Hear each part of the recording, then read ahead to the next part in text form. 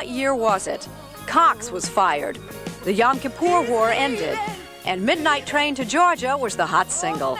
It all happened the last week of October, 1973. Here again is Stone Phillips. What would you do if your child were desperately ill and no drug or medication seemed to work? You're about to meet a father who refused to give up, a man who defied the doctors and went looking for a miracle. Remarkably, he found one. And now, as John Larson reports, he wants to know why so many in the medical community kept it a secret.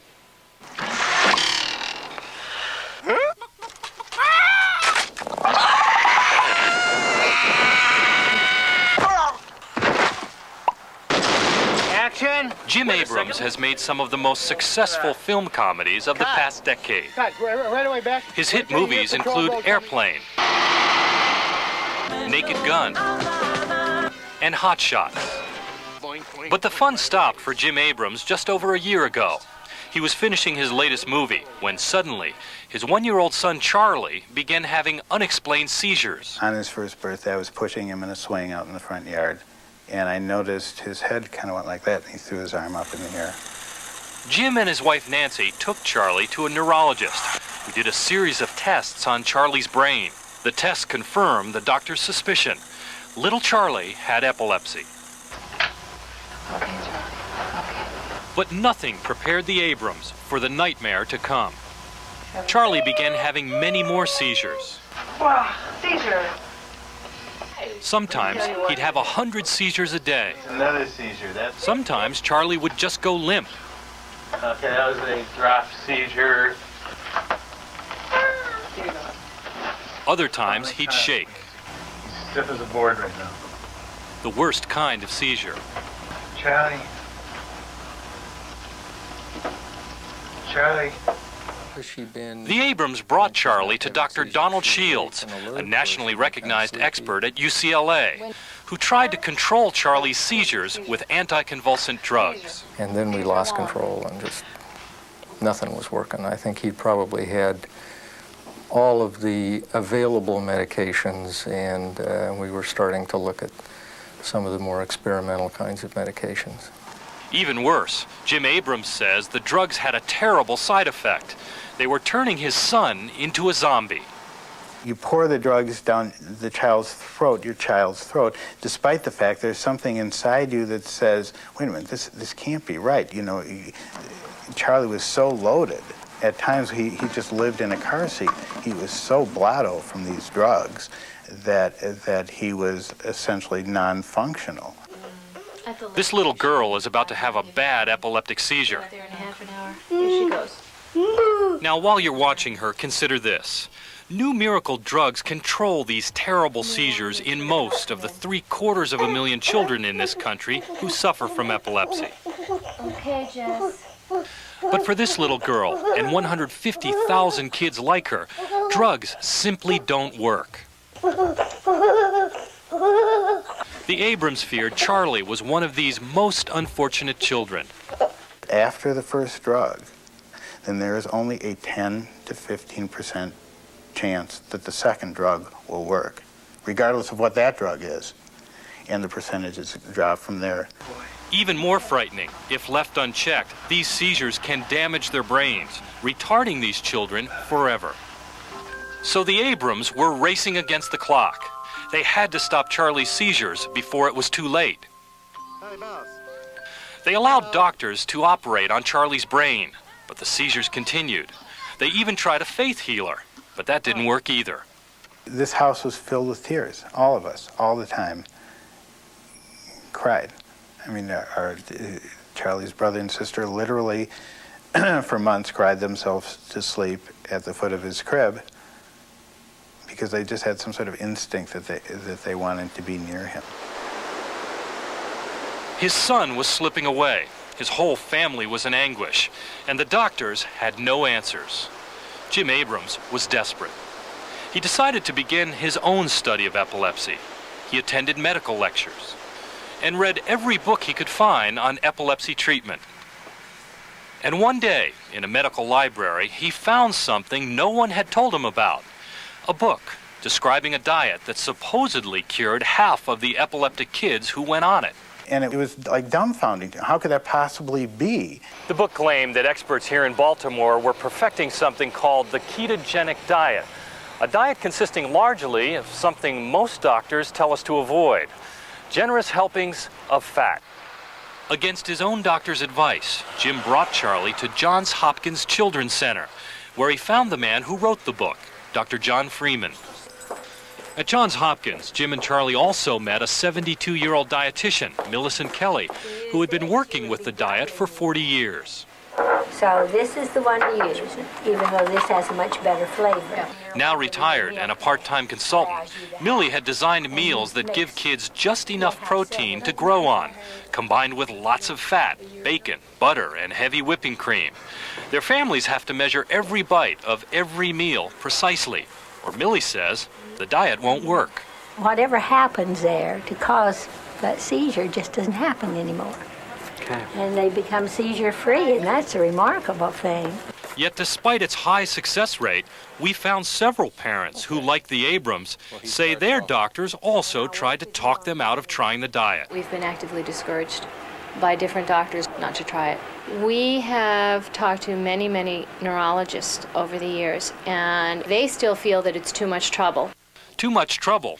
Ridiculous, says Nancy Abrams, Charlie's mom. You know how hard it is to sit here and watch him disconnect from the rest of the family and the world and fade out? I mean, that's a lot harder to sit and watch a kid seize than it is to do this diet. 60 years ago, the diet was much more widely used after first being developed here at Johns Hopkins in the 1920s. But then, in the 40s and 50s, several new wonder drugs came on the market. The drug companies made millions of dollars in profits, and doctors stopped using the diet. But all along, Millicent Kelly here at Johns Hopkins and a handful of others kept refining the diet, and there were some real success stories. Be ready! Catch it! Doug Foster is one of them. Today he enjoys a healthy life, including coaching his son's Little League ball team in Virginia Beach, Virginia. But 32 years ago, Doug's prospects looked grim. His constant uncontrollable seizures meant he had to wear a football helmet all day to protect him from sudden falls. But in 1962, Doug's parents put him on the ketogenic diet, and after 2 years, he was fine, seizure-free. And Doug had no negative side effects from eating all that fat. I suppose if I hadn't found the diet, I would be in an institution. I would be wearing a football helmet, maybe strapped to a wheelchair so I couldn't fall out of the wheelchair and hurt myself. I don't know. I certainly wouldn't be married with 3 beautiful children, with a regular full-time job and a college degree and the whole shooting match. Bobby. Finally, it was Charlie's turn to try Millie's diet. He was taken off all medications and fed mostly fats. His father says it was a miracle. His seizures started to diminish immediately. I mean, it was pretty dramatic. You could hold him and you could kind of feel them be less intense. And within a couple days, he stopped having seizures completely. Sometimes there is truth in the old ways, even if we don't understand them. Dr. John Freeman supervises the ketogenic diet at Johns Hopkins. Do you fully understand how it works? We have no clue how it works. And that's part of the reason it hasn't been accepted in lots of places. Oh, look what she's But consider the results. Most kids who try the diet at Hopkins can go back to normal food after 2 years, never need drugs again, and remain seizure-free. If I see results like I've been seeing, there's so many encouraging words talking to other parents that have been on the diet, and it works. I'm coming to get you. Jim and Charlie returned to Los Angeles, where Charlie thrived. I'm coming. Here I come. Here I come. I'm coming. I'm coming to get you. No longer a zombie on medications, his seizures were gone. But the story doesn't end here. All of a sudden your eyes open up in the middle of the night and you say, wait a minute. You know, this didn't have to happen. 90% of these seizures didn't have to occur. Waking up around the clock and pouring drugs down his throat didn't have to occur. Jim was angry and puzzled that none of the 6 doctors he went to for help ever mentioned the diet. What has stopped Charlie's seizures has been in existence for 70 years. It's been sitting there. It was waiting for him. You had some knowledge that this diet was probably working back at Johns Hopkins, and yet you dissuaded the Abrams from attempting it. How come? Well, because I don't think we had exhausted all of the medical approaches yet.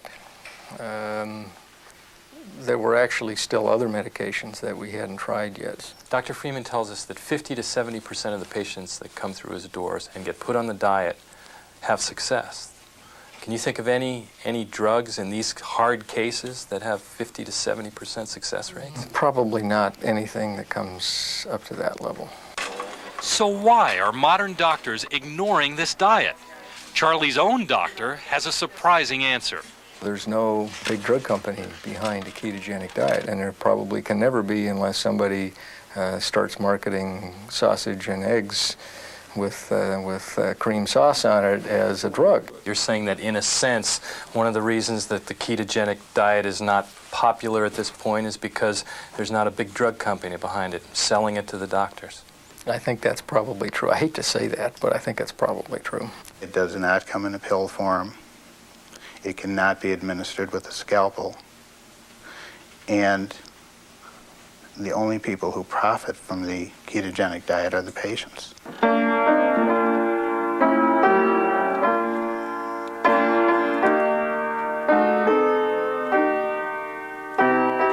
And incredibly, the diet could have been lost forever if Millie Kelly had not stuck with it for 4 decades, devoting even her retirement years to keeping a simple miracle cure alive. If Millie hadn't been around all these years, I think the diet would have been lost.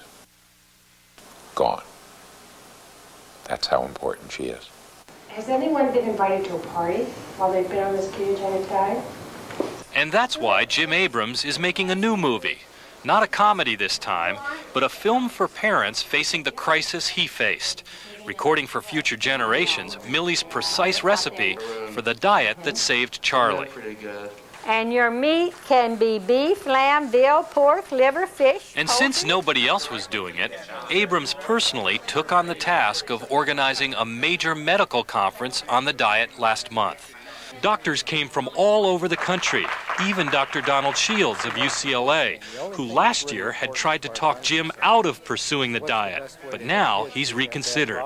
If this is going to help a kid to have a chance for a more normal life, then I want to be able to use it. 2.5-year-old Charlie is doing well, but he's still not walking by himself like other kids his age. But you're so cute. But Jim Abrams still wonders if the months of pummeling from the seizures and the drugs did any permanent damage to Charlie's brain. And that thought keeps him angry. How it could possibly be that that diet and its success rate at Johns Hopkins has remained a secret is absolutely incredible to me. And what really makes it tragic is the amount of kids who have suffered because of that. No. Since we shot this story, Charlie is now walking across the room by himself and talking in complete sentences. In the meantime, his father has set up a foundation to help spread the word about the ketogenic diet. So I just want to give you an update on Charlie because, as you could see, this is an old movie, right? This was done in 1995 or 1996. Charlie turned 30 this year, and he has a full-time job. He had has a 2-year certification in early childhood education, and he works in a preschool in Los Angeles with young children. And he's 6'2". One of the complaints about the ketogenic metabolic therapy that he was on, and any child, was that it would stunt their growth. And he's the tallest in the family. He's taller than his older brother and sister, and he's taller than his parents, so it did not stunt his growth. And I don't know if you caught it in the film, but for epilepsy, for children, the diet is just used very temporarily. They're just on it for a few years, and then they're tapered off of it, and whatever seizure control they achieved while they were on the diet is what they maintain when they're off. But the diet works also for adults. It's not just for children. And 100 years ago, it was used for adults as well. There are now 13 randomized controlled trials, and this is the gold standard in medicine for proving effectiveness. 13 randomized controlled trials, most in children, some in adults, showing that this is an effective and safe therapy. However, unfortunately, it is still underutilized. Not every hospital uses it, and doctors are not trained in medical school, so unless they attended one of my trainings or were trained by somebody that I mentored, I was mentored by Mrs. Kelly, the dietitian in this film. This is a slow way to get it into the medical system, and we are up against giant pharmaceutical companies. There is a national meeting every year in the United States called the American Epilepsy Society meeting, and once they had a talk on the ketogenic metabolic therapy, just once several years ago. And that's really a sad statement. So it's an uphill battle, but the Charlie Foundation has opened its doors to supporting ketogenic metabolic therapy for all of these newer applications of insulin resistance and metabolic syndrome, including glioblastoma brain cancer, which is a very lethal cancer, and now other cancers. So there's a growing interest in using this diet and in studying it. And as that happens, we are supporting professional education, and we're supporting the patients and consumers who need information to help them. So that's all I had to say, and I'm happy to answer questions in the panel.